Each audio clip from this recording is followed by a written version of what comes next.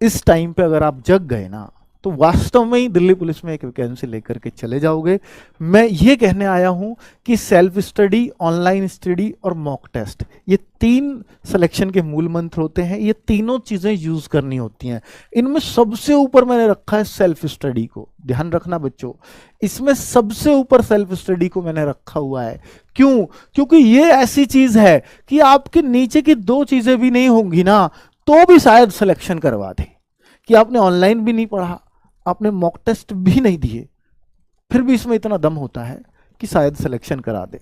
क्योंकि अगर सिर्फ आप ऑनलाइन स्टडी करेंगे, तो अगर सेल्फ नहीं किया तो सिलेक्शन नहीं होगा।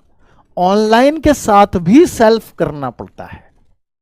केवल ऑनलाइन पर डिपेंड रहना, मेरी बात याद रखना बच्चों, केवल ऑनलाइन पर डिपेंड रहना सिलेक्शन की गारंटी नहीं है। सिलेक्शन हो ही नहीं सकता, क्योंकि मैं बोल रहा हूं कोर्स बहुत सारे बच्चे लेते हैं, सिलेक्ट बहुत ही कम होते हैं। कितने होते हैं? जितनी वैकेंसी उतनी होते हैं। बेटा क्या 800 ही बच्चे तैयारी करेंगे क्या HCM की? बेटा लाखों बच्चा तैयारी करेगा, ठीक है, लेकिन सिलेक्शन तो 800 का ही होगा ना बच्चों।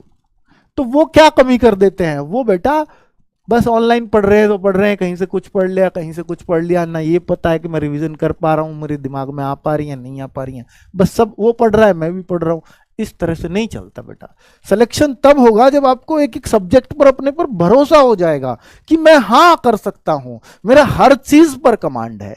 बेटा जब आपकी कमांड होती है ना किसी सब्जेक्ट पर, तो आपके अंदर से कॉन्फिडेंस निकलेगा कि अब मेरा सिलेक्शन नहीं रोक सकता। ये बात याद रखना कि जो सेलेक्ट होते हैं ना बच्चे, उन सबको पता होता है कि मैं सेलेक्ट हो जाऊंगा।